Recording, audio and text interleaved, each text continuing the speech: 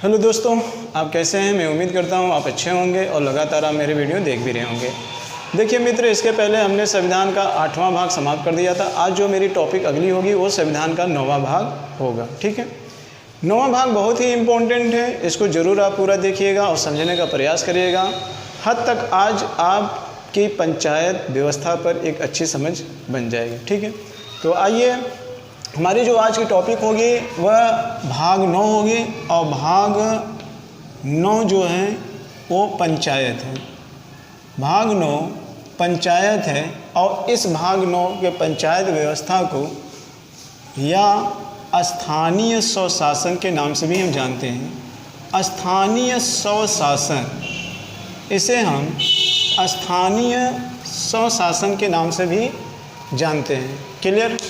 तो आज हम इनमें कौन कौन से चीज़ें पढ़ते हैं वो सारी चीज़ें देखेंगे। देखिए मित्र, पंचायत व्यवस्था से रिलेटेड जो हमारी पॉइंट होगी उस सारे पॉइंट आप एक एक पॉइंट पर हम डिस्कशन करेंगे। वो सारे पॉइंट में पहला पॉइंट हमारा जो होगा वह होगा ऐतिहासिक पृष्ठभूमि। ऐतिहासिक पृष्ठभूमि ये होगा। इसके बाद पंचायत संबंधित जो समितियां हैं इन समितियों पर चर्चा होगी। फिर पंचायत संबंधित जो संविधान संशोधन है, संविधान संशोधन, इस पर चर्चा होगी। फिर पंचायत जो पंचायत व्यवस्था है वह राज्यों में कितने चरणों में है ये हम देखेंगे। कितने चरणों में हम ये देखेंगे।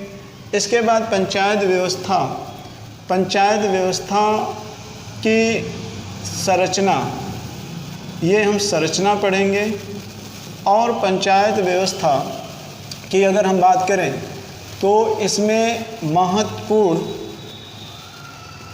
जो विषय हैं, विषय व अनुच्छेद, हम उस पर चर्चा करेंगे। ठीक है, तो पंचायत व्यवस्था से संबंधित ऐतिहासिक, इनके समितियों से रिलेटेड, इनके संरचना से संबंधित, इनके विषयों से संबंधित, इनके अनुच्छेदों से संबंधित, इन सारे बिंदुओं पर हम चर्चा करेंगे और यहाँ से प्रश्न बनते हैं।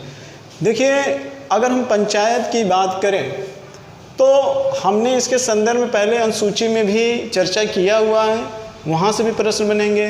तो पहली चीज़ यहाँ पर आप देख लेते हैं कि पंचायत की अगर हम बात करें तो इसकी जो अनुसूची है, 11वीं अनुसूची में ग्राम पंचायत, ये भी नोट कर लीजिए, 11वीं अनुसूची में ग्राम पंचायत है और 12वीं अनुसूची में नगर पंचायत है। ठीक है, नगर पंचायत है।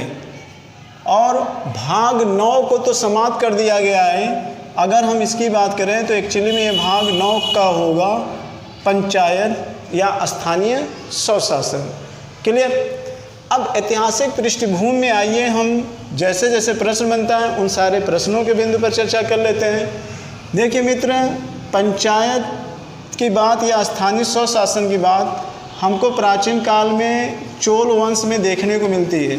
चोल वंश में देखने को मिलती है। इसके अलावा प्राचीन काल में इसको ग्रामिक और ग्राम योजक के नाम से बौद्ध धर्म में जाना जाता था। ग्राम योजक यानी कि प्रधान, बौद्ध धर्म में इसको ग्राम योजक के नाम से जाना जाता है। ठीक है, ग्रामीण यानी कि ये प्रधान, जो जिसको आप आज का प्रधान कहते हो। और मुग़ल वंश में इसको मुकद्दम के नाम से जाना जाता था और आज इसको आप सरपंच या आधुनिक काल में से आप प्रधान के नाम से जानते हैं। क्लियर। ये गांव के स्तर पर आप देखते हैं, लेकिन पहले कैसी व्यवस्था थी? राजतंत्रात्मक व्यवस्था थी।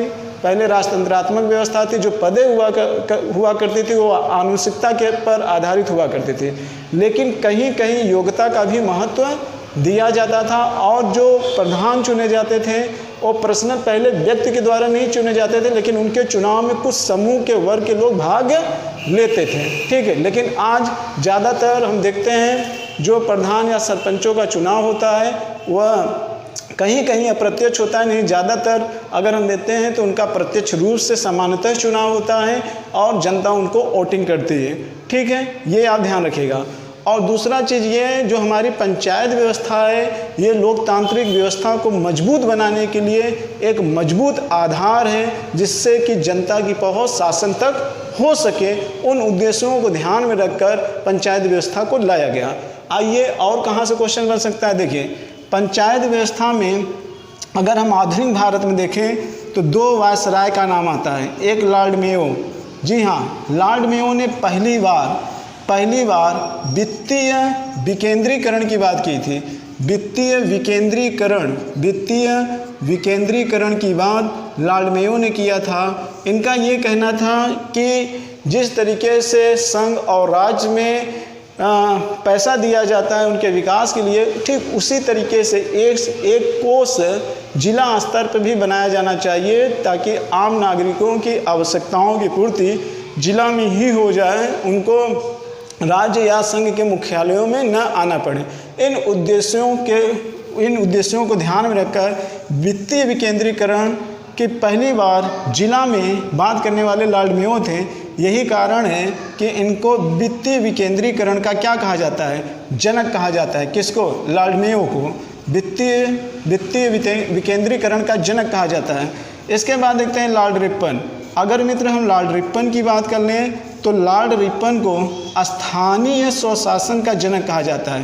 स्थानीय स्वशासन का जनक, तो स्थानीय स्वशासन का जनक किसे कहा जाता है?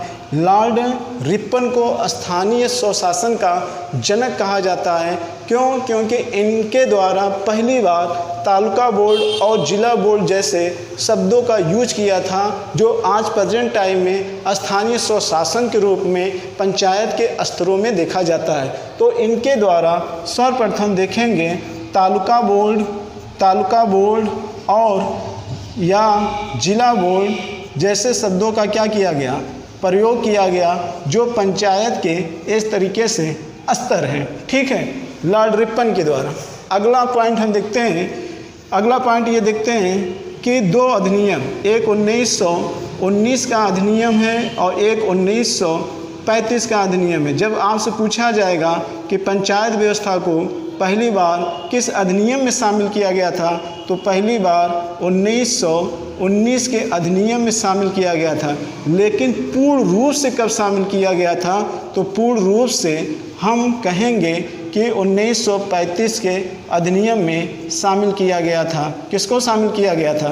तो पंचायत व्यवस्था को पूर्ण रूप से 1935 के अधिनियम में शामिल किया गया था। इसके अलावा अगर पूछा जाए कि पंचायत व्यवस्था संविधान के किस अनुच्छेद या भाग में है, तो आप ये बताइएगा पंचायत का गठन किसके संदर्भ में बात किया गया? तो पंचायत का गठन जो है वो भाग 4 में है। भाग 4, आप कंफ्यूज मत होइएगा, भाग 4 और अनुच्छेद 40, भाग 4 और अनुच्छेद 40 में पंचायत का क्या किया गया है? गठन किया गया है। और भाग 4 के अनुच्छेद नंबर 40 में पंचायत का बात किया गया है, अनुच्छेद नंबर 40 में। और यहाँ पर स्पेशली स्थानीय स्वशासन या ग्राम पंचायत की बात भाग 9 कम किया गया है और अनुच्छेद नंबर 243 कम किया गया है। क्लियर? ये आप ध्यान में रखिएगा। इसके बाद हम देख लेते हैं मित्र पंचायत संबंधित समितियाँ। देखिए, पंचायत संबंधित समितियों से पढ़ने से पहले आपके ध्यान में एक चीज़ ये आना चाहिए कि 2 अक्टूबर 1952 में 2 अक्टूबर 1952 में सामुदायिक विकास कार्यक्रम का गठन किया गया था। तो सामुदायिक विकास कार्यक्रम का क्या किया गया था? गठन किया गया था। सामुदायिक विकास कार्यक्रम का क्या किया गया था? गठन किया गया था। और इसका उद्देश्य जो था, इसका उद्देश्य भी मैक्सिमम जनता को लाभ पहुंचाना ही था। लेकिन जनता को लाभ पहुंचाने का जो कार्य करते थे वो ब्यूरोक्रेट और नौकरशाह करते थे जो ज़मीनी स्तर पर नहीं पहुंच पाता था, और उनका भी मुख्य उद्देश्य था कि सामाजिक और आर्थिक रूप से जनता का क्या होना चाहिए, उद्धार होना चाहिए। किसका उद्देश्य था? पंडित जवाहरलाल नेहरू का उद्देश्य था। ठीक है, और यही कारण है कि इन्होंने जब देखा कि ये जो संगठन है, सामुदायिक विकास कार्यक्रम है, ये असफल हो गया, तो इन्होंने पंचायत के गठन के संदर्भ में एक कमेटी के गठन करने का क्या दिया, निर्देश दिया। और वो कमेटी पहली बार जो गठन की गई थी उसको बलवंत राय मेहता कमेटी कहते हैं। तो 1957 में पहली बार बलवंत राय मेहता कमेटी का क्या किया गया था, बलवंत राय मेहता समिति का गठन किया गया था। ये ध्यान में रखिएगा, समिति का गठन किया गया था। और ये समिति 3 स्तरीय थी। ये समिति 3 स्तरीय थी। 3 स्तरीय बोले तो जिला परिषद, ब्लॉक स्तर और ग्राम स्तर, ये 3 स्तर पर बलवंत राय मेहता ने पहली बार कमेटी की बात की हुई थी। ठीक है, ये ध्यान रखिएगा। इसके बाद जो पंचायत व्यवस्था का प्रायोगिक रूप से अगर पूछेगा कि प्रायोगिक रूप से कहाँ प्रयोग किया गया था, तो आंध्र प्रदेश। और अस्थायी रूप से इसका प्रयोग कहाँ किया गया? पहली बार तो अस्थायी रूप से पहली बार इसका प्रयोग अगर हम देखेंगे तो पहली बार अस्थायी रूप से इसका प्रयोग जो किया गया था, ये राजस्थान के नागौर जिले में किया गया था और 1959 में किया गया था। कब किया गया था? 1959 में किया गया था। क्लियर? ये आप ध्यान रखिएगा, 1959 में किया गया था। क्लियर? अब देख लेते हैं आगे, हम इस चीज़ को देख लेते हैं। अगली बार जो समिति आती है तो ये समिति असफल हो जाती है। फिर उसके बाद 1977 और 78 में अशोक मेहता समिति आती है। और अशोक मेहता समिति जो होती है, वह समिति जो होती है, ये द्विस्तरीय समिति होती है। और द्विस्तरीय समिति का मतलब कि इन्होंने जिला परिषद और मंडल परिषद की बात की थी। जिला परिषद और मंडल परिषद की इन्होंने क्या की थी, बात की हुई थी समिति के रूप में। ठीक है, लेकिन इनकी भी समिति सक्सेस नहीं हुई। आगे चलकर एक नेक्स्ट समिति का गठन किए जाने का फिर प्रावधान आया, और वह समिति जो आई वह 1985 में एक समिति आई, राव समिति। जी हाँ, राव समिति। और राव समिति की बात करें मित्र, तो ये राव समिति जो थी ये 4 स्तरीय समिति थी। 4 स्तरीय समिति थी, ये ध्यान रखिएगा। 4 स्तरीय समिति कौन थी?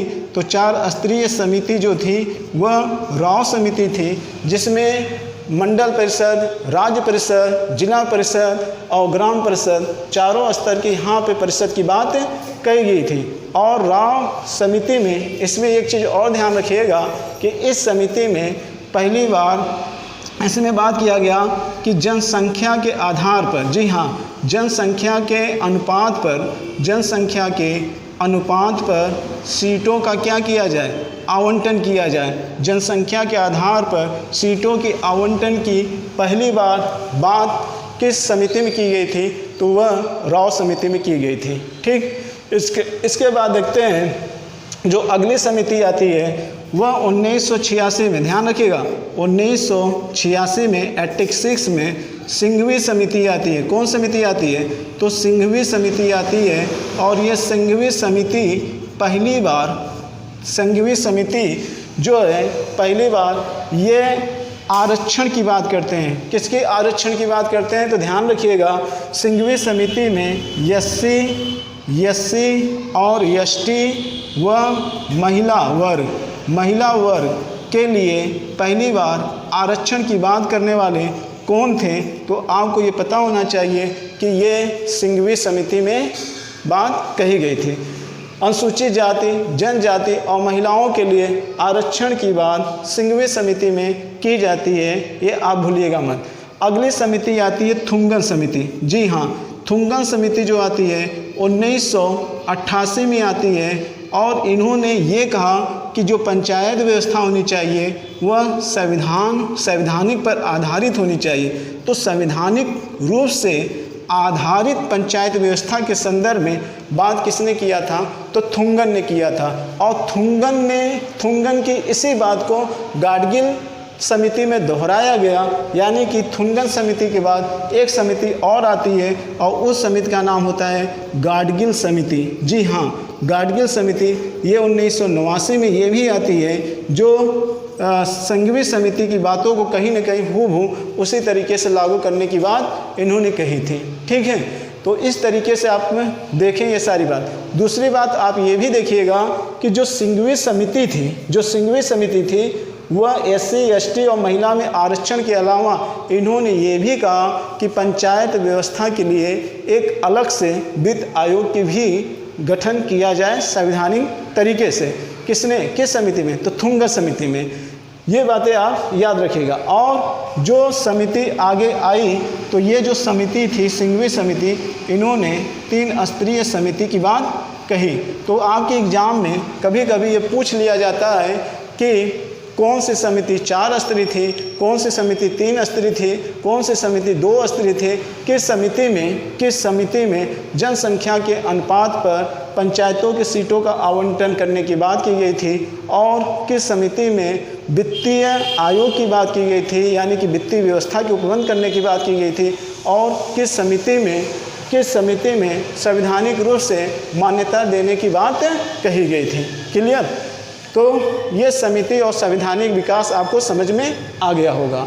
क्लियर? एक चीज़ आप यहीं पर और जानने का प्रयास करिएगा कि जिस समय पंडित जवाहरलाल नेहरू ने पंचायत व्यवस्था के गठन किए जाने के रूप में बलवंत राय मेहता समिति के लिए एक प्रस्ताव रखा था, उसी वजह से पंडित जवाहरलाल नेहरू को लोकतांत्रिक विकेंद्रीकरण का जनक कहा जाता है। तो लोकतांत्रिक विकेंद्रीकरण का जनक पंडित जवाहरलाल नेहरू को और वित्तीय विकेंद्रीकरण का जनक किसको कहा जाएगा? लॉर्ड मेयो को कहा जाएगा।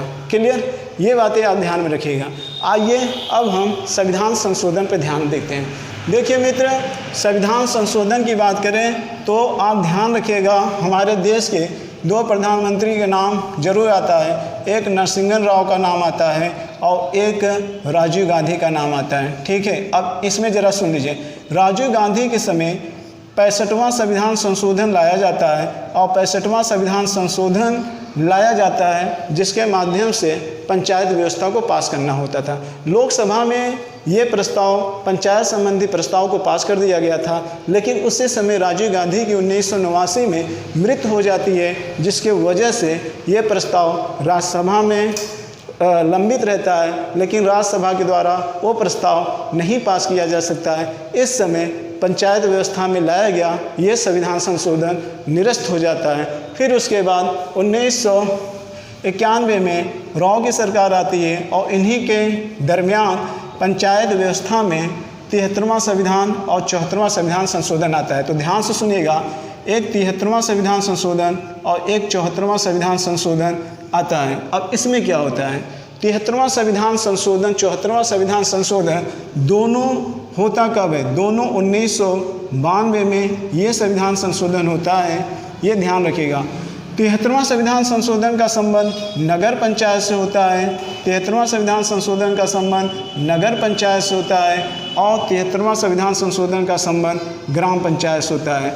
74वां संविधान संशोधन का संबंध नगर पंचायत और 73वां संविधान संशोधन का संबंध ग्राम पंचायत से होता है। अब इस चीज़ में इसमें भी ध्यान में रखिएगा कि जो 73वां संविधान संशोधन ग्राम पंचायत है, ये अधिनियम के रूप में 1993 में बनता है, और जो ये नगर पंचायत है ये संविधान संशोधन के रूप में 1994 में बनता है। कब बनता है? 1994 में बनता है नगर पंचायत।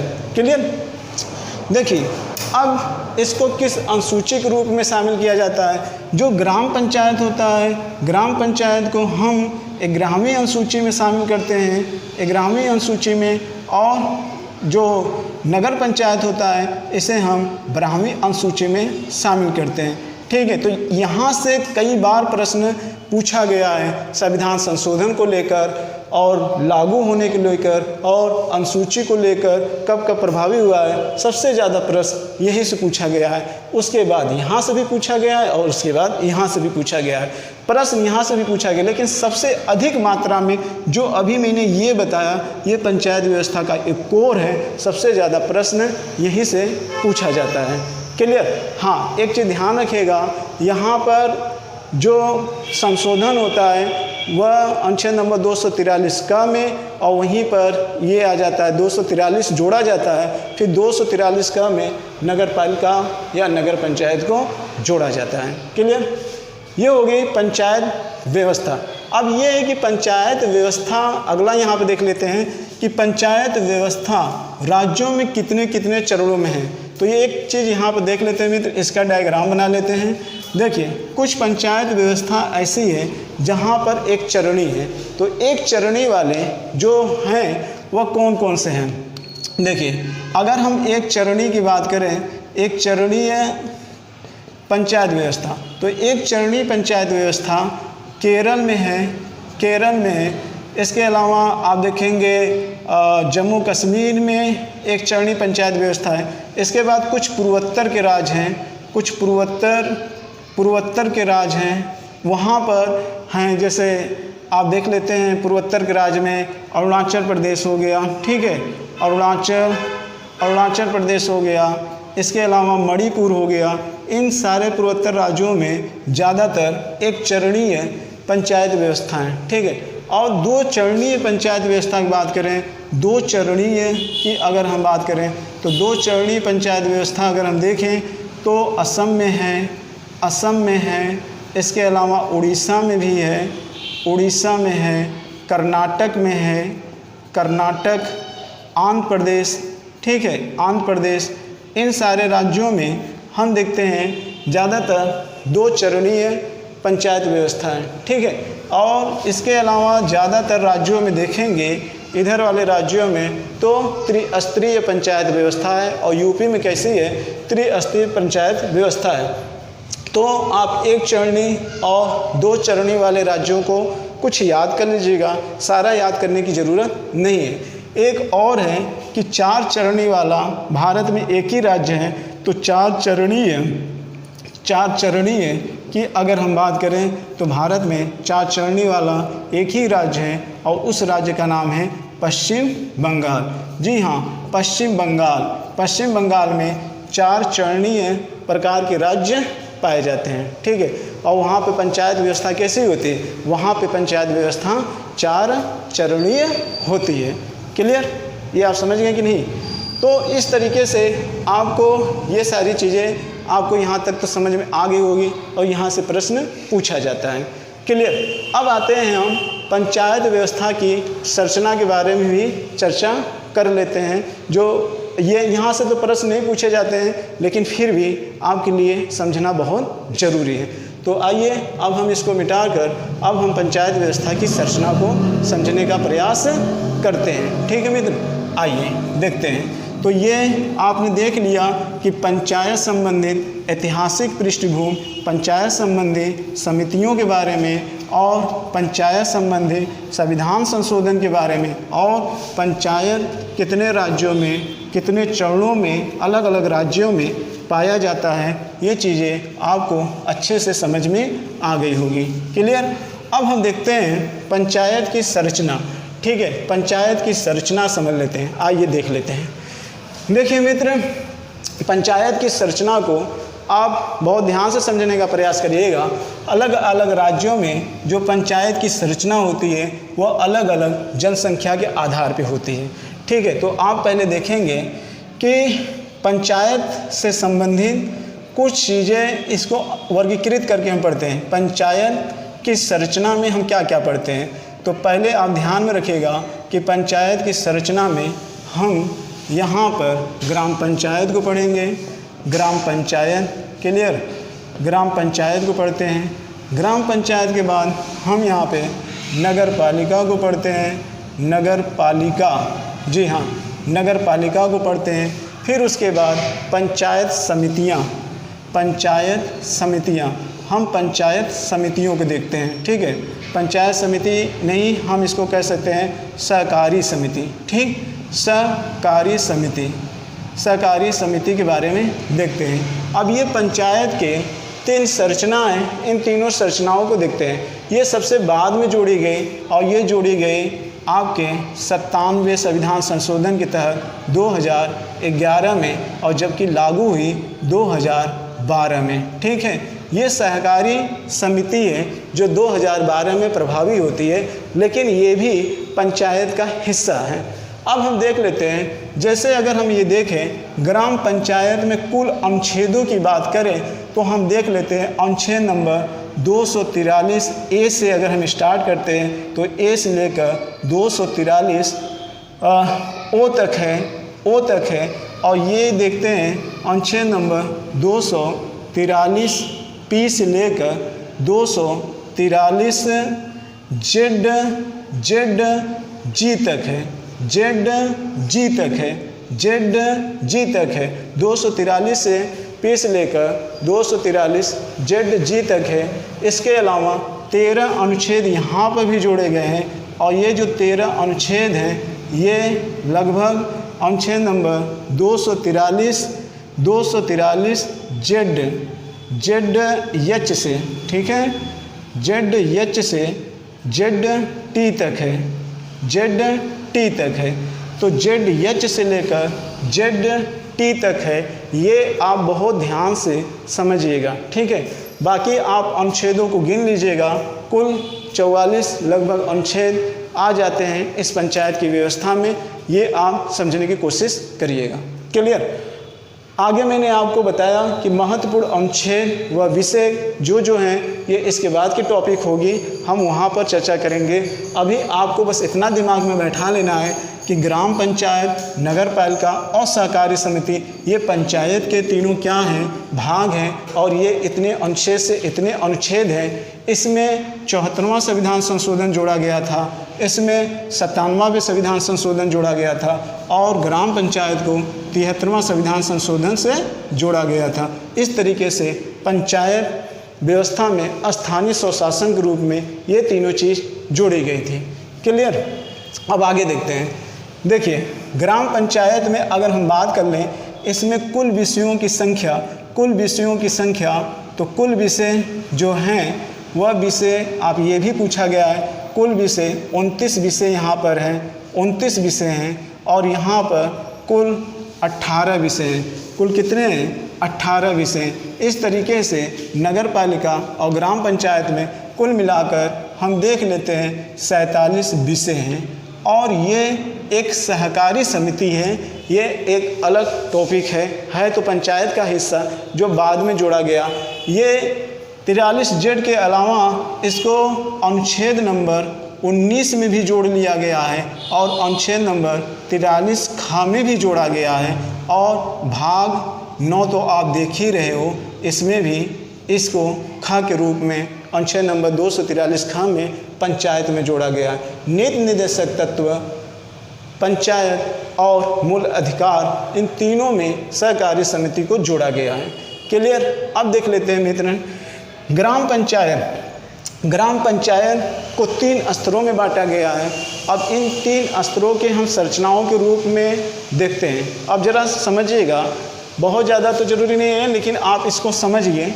जैसे ग्राम स्तर पर जो पंचायत व्यवस्था होती है, तो सबसे बड़ी स्तर की पंचायत व्यवस्था की अगर हम बात करें, तो सबसे बड़ी स्तर की पंचायत व्यवस्था इसमें जो होती है वो कौन होती है? सबसे बड़ा स्तर पंचायत व्यवस्था जिला परिषद। जी हाँ, जिला परिषद होता है, जिला परिषद।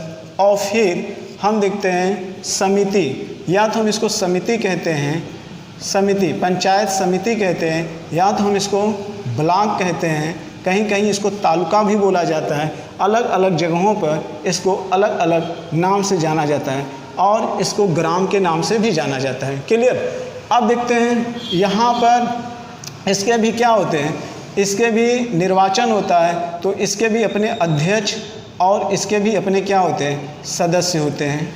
क्लियर? और इसके भी अपने अध्यक्ष और इसके भी अपने क्या होते हैं, सदस्य होते हैं। ये सब आप ध्यान में रखिएगा। और इसके भी यहाँ पे क्या है, प्रधान है, यहाँ पे क्या है, प्रधान है। अब ध्यान में रखिएगा कि जो जिला अध्यक्ष है ये संबंध किससे है, पंचायत ग्राम पंचायत से इसका चुनाव होता है। जिला अध्यक्ष का चुनाव, वार्ड में जिला पंचायत सदस्यों का चुनाव होता है। तो जो जिला पंचायत के सदस्य होते हैं वो अप्रत्यक्ष रूप से जिला अध्यक्ष को क्या करते हैं, चुनते हैं। तो जिला अध्यक्ष का चुनाव सामान्यतः अप्रत्यक्ष रूप से ही होता है। अब ये जनसंख्या अलग अलग राज्यों में अलग अलग निर्धारित की गई है, ठीक है। उसके नीचे ब्लॉक प्रमुख होता है, ठीक है, जो तहसील लेवल का, ब्लॉक लेवल का होता है। और हर गांव में आप जानते हैं कि एक प्रधान होता है, ठीक। हाँ, इनके समकक्ष अधिकारी की बात कर लेते हैं। तो यहाँ पर जिला परिषद के समकक्ष जो अधिकारी होते हैं OCO होते हैं, जिसे आप बोलते हैं चीफ एग्जीक्यूटिव ऑफिसर, यानी कि आप मुख्य कार्यपालक अधिकारी इसको कहेंगे, जो जिला परिषद के समकक्ष होते हैं। यानी कि जिला परिषद के अध्यक्ष के लिए वित्तीय व्यवस्था की ये क्या करते हैं, व्यवस्था करते हैं, वो निर्देशित करते हैं और राज्य को सौंपते हैं। और राज्य वित्तीय किसको सौंपेगी, जो उससे संबंधित वित्तीय निर्देशित मंत्रालय होता है। और ये CO किसको सौंपेगा, इनको जिला परिषद अध्यक्ष, यानी जिला परिषद के जो अध्यक्ष होंगे उनको सौंपेंगे। बाकी जो समिति से संबंधित हैं वह BDO, इनके क्या होते हैं, BDO होते हैं। तो ये BDO क्या नाम है, वित्तीय की व्यवस्था किसके लिए करते हैं, इनके लिए करते हैं। इसके बाद यहाँ जो इनके समकक्ष अधिकारी होता है उनको हम क्या कहते हैं, ग्राम सचिव, ग्राम सचिव। लेकिन ध्यान रखिएगा ये इनके निगरानी तो जरूर करता है, BDO इनकी निगरानी करता है और CO इनकी निगरानी करता है। और एट लास्ट में सब पर निगरानी करने का कार्य CO को होता है। लेकिन जिले का माई बाप कौन होता है, DM होता है। तो ये सब DM के अंतर्गत ही कार्य उनके निगरानी में करते रहते हैं। लेकिन इस पूरे ग्राम पंचायत या जिला पंचायत स्तर जो ग्राम पंचायत है, और ये ग्राम पंचायत का पूरा हेड अगर देखेंगे तो सर्वे सर्वा CO होता है। हाँ, इस ग्राम पंचायत को इतने स्तरों में बांटा जाता है, इसलिए ग्राम पंचायत की ये त्रिस्तरीय होती है, इस चीज़ को समझना। इसके अलावा कभी कभी पूछ जाता है कि कौन कौन से मेंबर भाग लेते हैं, कौन कौन से सदस्य भाग नहीं लेते हैं। तो आप ध्यान में रखिएगा, ग्राम पंचायत में उस क्षेत्र के अंतर्गत आने वाले, चाहे वो सांसद हो चाहे विधायक हो, वो सब भी भाग लेते हैं। लेकिन वो पदेन सदस्य के रूप में भाग लेते हैं। जो इनके चुनाव के प्रादेशिक क्षेत्र में आएंगे वही भाग लेंगे, न कि अन्य जगह का मेंबर या सांसद दूसरे जगह भाग लेगा, ठीक है। अगर वो प्रादेशिक क्षेत्र के दायरे में आता है, जो वार्ड है उस वार्ड के अंतर्गत आता है, वही भाग ले सकता है, अन्यथा भाग कोई नहीं ले सकता है। क्लियर, ये आप ध्यान में रखिएगा। बाकी जिला परिषद के जो अध्यक्ष होते हैं इनको शपथ दिलाने का कार्य कौन करता है, तो इनको शपथ दिलाने का कार्य DM करता है। और जो ब्लॉक प्रमुख होता है उनको शपथ दिलाने का कार्य कौन करता है, तो SDM करता है। और जो सरपंच होते हैं उनको शपथ दिलाने का कार्य कौन करता है, तो RO करते हैं। RO ये एक सचिवालय ऑफिसर होते हैं, वो कार्य करते हैं। तो ये भी ध्यान में रखिएगा कि ये जो ग्रामीण स्तर के त्रिस्तरीय पंचायत हैं इनका चुनाव कैसे होता है, इनको वित्तीय का मुहैया किस प्रकार करवाया जाता है और इनकी नियुक्ति कौन करता है, ये चीज़ें भी आप ध्यान में रखिएगा, ठीक है। बाकी ये जनसंख्या के अनुपात के आधार पर अलग अलग राज्यों में अलग अलग तरीके से इनका चुनाव कराया जाता है, ठीक। अब इनमें बड़ा और छोटा स्तर तो आप बना सकते हो, लेकिन नगर पालिका में आप ये स्तर नहीं बना सकते हो। नगर पालिका के 3 भाग होते हैं और वो 3 कौन कौन से होते हैं वो भी देख लेते हैं। इनके अंतर्गत जब हम अध्ययन करते हैं तो हर शहर को 3 भागों में बांट दिया जाता है। तो जो शहर होता है, जो सबसे छोटे स्तर पर शहर होता है, उसे हम नगर पंचायत कहते हैं। ये भी जनसंख्या के ही आधार पे होता है, नगर पंचायत कहते हैं। फिर उसके बाद नगर पालिका कहते हैं, नगर पालिका, और फिर उसके बाद हम नगर निगम कहते हैं, ठीक है, नगर निगम कहते हैं। अब ऐसा नहीं है कि नगर निगम के अंतर्गत नगर पालिका और नगर पंचायत आ सकता है, लेकिन नगर पालिका और नगर पंचायत के अंतर्गत नगर निगम थोड़े ही नहीं आ सकता है, ठीक है। ये थोड़ा सा आप ध्यान में रखिएगा। नगर पंचायत का मतलब कि इनकी एक जनसंख्या होती है, इनकी जनसंख्या कहीं अलग अलग 20,000 25,000 और नगर पालिका की जनसंख्या कहीं कहीं 3 लाख, नगर निगम की जनसंख्या कहीं 5 लाख, ऐसे निर्धारित होती है। इससे ऊपर भी हो सकती है, इससे कम भी हो सकती है, तो वो एक अलग मुद्दा है, ठीक है, उस पर मुझे नहीं जाना है। लेकिन आप जानिए कि जैसे नगर पंचायत में आप एक नाम सुने होंगे सभासद, ठीक है, तो सभासद का नाम आप सुने होंगे। यहाँ पर आप नगर पार्षद या अध्यक्ष का नाम आपने सुना होगा, ठीक है, और आप महापौर का नाम आपने सुना होगा। महापौर, इसी महापौर को हम अंग्रेजी में क्या कहते हैं? मेयर कहते हैं। जो नगर निगम का एक सबसे बड़ा क्या होता है, अपने आप में चुनाव के रूप में क्या होता है, नगर पालिका का हेड होता है कौन? मेयर, ठीक है। अब इनके लिए पैसा आवंटन किया जाता है, इनके लिए भी पैसा आवंटन किया जाता है, इनके लिए भी पैसा आवंटन किया जाता है। तो इनसे संबंधित ढेर सारे गांव से रिलेटेड काम होते हैं, ठीक है, नालियों का, भवनों का, सड़कों का, ठीक है, ये सारे पेड़ पौधों का, उद्यानों का, ये सारे इनके सारे काम होते हैं। बिजली से संबंधित, कहीं आग लग जाए, कहीं स्वास्थ्य संबंधित, ये सारे ढेर बहुत सारे काम होते हैं, ठीक है। इनके समकक्ष एक आयुक्त होते हैं जिनको बोला जाता है नगर आयुक्त, वो अधिकारी होते हैं और ये हेड होते हैं, ठीक है। तो इनमें आपस में ये पैसा का आवंटन करते हैं, जो कि नगर निगम के रूप में हेड के रूप में जाने जाते हैं, ठीक। तो ये आप देखिएगा कि ये नगर से रिलेटेड ये इतनी संरचनाएं पाई जाती हैं, 3 इधर हैं और 3 आपने ग्राम स्तर में देखा था। मेयर का चुनाव, हाँ, यहाँ पे जो चुनाव होता है बहुत जगह समानतः, कुछ जगह तो अप्रत्यक्ष होता है, लेकिन समानतः यहाँ पर सबसे ज़्यादा चुनाव प्रत्यक्ष रूप से आपको देखने को मिलता है कि इनका चुनाव अक्सर प्रत्यक्ष रूप से ही कर लिया जाता है, उस जनता के वोटिंग के द्वारा कर लिया जाता है। ऐसा नहीं है कि जो बीडीसी है वो ब्लॉक प्रमुख के चुनेंगे, जो जिला पंचायत के सदस्य हैं वो जिला अध्यक्ष को चुनेंगे, यहाँ पर ऐसी बात नहीं है। यहाँ पर कभी कभी आप देखें जो सदस्य होता है नगर का, वो इनको वोटिंग कर देता है, वो वोटिंग एक साथ अध्यक्ष को भी करता है और सभासद को भी करता है। क्लियर, ये आप जानते रहिएगा। और रही बात कार्यकाल की, तो कार्यकाल, इन सब का कार्यकाल 5 वर्ष होता है, इन सब का कार्यकाल 5 वर्ष होता है, ये आपको ध्यान में रखना है। और इनकी आयु कितनी न्यूनतम होनी चाहिए, तो इनकी बनने के लिए आयु न्यूनतम 21 वर्ष होनी चाहिए। लेकिन मेयर बनने के लिए न्यूनतम आयु 30 वर्ष होनी चाहिए। मेयर बनने के लिए न्यूनतम आयु कितनी होनी चाहिए? 30 वर्ष होनी चाहिए। कितनी होनी चाहिए? 30 वर्ष होनी चाहिए। क्लियर, बाकी में 21 वर्ष होना चाहिए, चाहे वो नगर पालिका हो, चाहे वो नगर पंचायत हो, चाहे वह ग्राम पंचायत में हो, वहाँ सब में 21 वर्ष की ही बातें कही गई हैं। क्लियर। रही बात ग्राम स्तर पर बैठक की बात, तो आप ये जान लीजिए कि जो जिला परिषद की बैठक होती है वह वर्ष में 4 बार होती है, और जो तालुका या पंचायत समिति की बैठक होती है वह वर्ष में 12 बार होती है, और जो ग्राम पंचायत की बैठक होती है वह एक वर्ष में 24 बार होती है। 24, 12 और 4 ये संख्या आप जरूर याद करिएगा, कभी कभी ये पूछ लिया जाता है। और दूसरी चीज़, इनका अगर पद रिक्त हो जाता है तो इनके ये कहा जाता है कि इनका पद रिक्त अगर 6 महीने से पहले ही रिक्त हो जाए तो फिर दोबारा से चुनाव करवा लेना चाहिए। ठीक है, ये ध्यान रखिएगा। और पंचायत व्यवस्था के संदर्भ में ओबीसी की कहीं भी आरक्षण की बात नहीं की गई है। हाँ, ये पंचायत व्यवस्था में ओबीसी का जो आरक्षण है ये राज्य के ऊपर निर्भर करता है कि वह उनको आरक्षण प्रदान करें या न करें।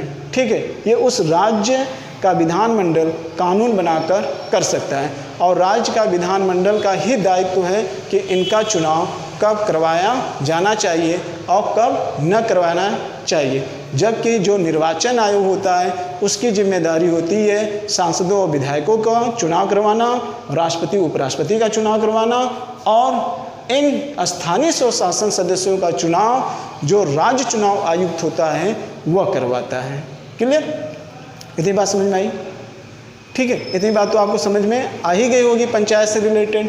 तो ये इनकी जितनी भी संरचना है, इन सारे संरचना को, इनके कार्यकाल को, इनके बैठक को, इनके समकक्ष अधिकारी को, इनके स्तर को आप ध्यान में रखिएगा। ठीक है, अब आप देख रहे हैं कि जनता को चुनने का अधिकार जब इनको मिल गया है तो आप जानते हैं पंचायत व्यवस्था के आने से जो सामाजिक वैमनस्य की भावना थी वो काफ़ी क्या होगी, हद तक समाप्त हो गई। जहाँ एक तरीके से पहले SC ST लोगों को चुनाव में भागीदारी नहीं मिल पाती थी, उनकी कानून में पहुंच नहीं हो पाती थी, लेकिन भारत सरकार के द्वारा ये एक चक्रीय व्यवस्था में इसको निर्धारित कर दिया गया है कि चक्रीय व्यवस्था का मतलब कि एक बार अलग कैटेगरी के जात के लोग इसमें आएंगे, फिर अलग कैटेगरी के जात के लोग आएंगे, यानी कि सभी जो भारत में जातियां हैं सबको एक बार पंचायत का सदस्य या नगर पालिका का सदस्य बनने का क्या मिलेगा, मौका मिलेगा। और वहीं पर महिलाओं को भी अपने आप को समाज की मुख्य धारा से जोड़ने के लिए भारत सरकार के द्वारा इनमें जितनी भी सीट होंगी उनमें 1/3 महिलाओं का जो सीट रहेगा वो निरंतर बराबर बना रहेगा। इनके लिए कोई चक्रीय व्यवस्था नहीं है, जैसे SC इस बार बने तो फिर ST उस बार बनेंगे लेकिन SC नहीं बनेंगे। महिलाओं को इस बार भी 1/3 मिलेगा, 33% आरक्षण मिलेगा, अगली बार भी 33% आरक्षण मिलेगा। और ये SC ST जनरल OBC ये लोग चक्रीय रूप में आते चुनाव लड़ते रहेंगे।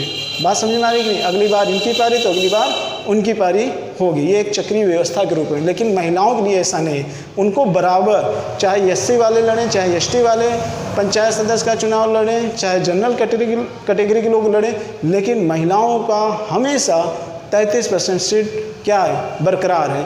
33% से कम नहीं होनी चाहिए, अधिक हो जानी चाहिए। बहुत सारे राज्यों में इनके सदस्यों की सीटों की संख्या बहुत ज़्यादा बढ़ा दी गई है। बिहार में तो 35% है, कहीं कहीं तो 50% महिलाओं के लिए क्या की गई है, सीट आरक्षित की गई है। क्लियर मित्र? तो पंचायत व्यवस्था से संबंधित लगभग जितने प्रश्न बनने चाहिए वो सारे प्रश्न की चर्चा मैंने आपके सामने प्रस्तुत कर दिया है और मैं उम्मीद करता हूँ कि आपको समझ में ज़रूर आया होगा। वीडियो हालांकि बहुत फास्ट ज़रूर है, लेकिन आप अगर ध्यानपूर्वक समझेंगे तो ये सारी चीज़ें आपको समझ में आई होगी। अब रही बात कि आखिर में पंचायत व्यवस्था से संबंधित जो अनुच्छेद हैं उसमें क्या क्या है, ठीक है, हम उसको भी देख लेंगे। एक वीडियो अनुच्छेद और उनके विषयों से संबंधित लेकर आएंगे। उसके अंतर्गत आपको ये बताया जाएगा कि नगर पालिका और ग्राम पंचायत के अंतर्गत आने वाले कौन कौन से विषय हैं और किन किन माध्यम से इनका चुनाव होता है। बाकी समझना बहुत आसान है, लेकिन ये सारी चीज़ें आपको जो आने वाला वीडियो है उससे ज़्यादा ये इम्पोर्टेंट है, ठीक है, क्योंकि ये पूरा अपने आप में क्या है, कॉन्सेप्ट है। पंचायत व्यवस्था का पूरा अपने आप में क्या है, ये कॉन्सेप्ट है। जहां आप लोग अभी तक बहुत कुछ नहीं जानते हैं, मैं उम्मीद करता हूं कि अब आप इसके बारे में सोचेंगे ज़रूर, ठीक है, कि वास्तव में पंचायत व्यवस्था है क्या। जितना ज़्यादा इम्पोर्टेंट संविधान में, जितना इम्पोर्टेंट ज़्यादा संविधान में केंद्र सरकार का है, राज्य सरकार को पढ़ना ज़रूरी है, उतना ही इम्पोर्टेंट आपके लिए स्थानीय स्वशासन को भी पढ़ना ज़रूरी है। क्लियर? तो मैं उम्मीद करता हूँ कि ये वीडियो आपको अच्छा लगा होगा और समझ में आया भी होगा। नेक्स्ट टाइम पंचायत से रिलेटेड हम एक वीडियो जल्द ही लेकर आपके सामने फिर उपस्थित होंगे। इसी के साथ मुझे इजाज़त दीजिए। जय भारत, जय हिंद।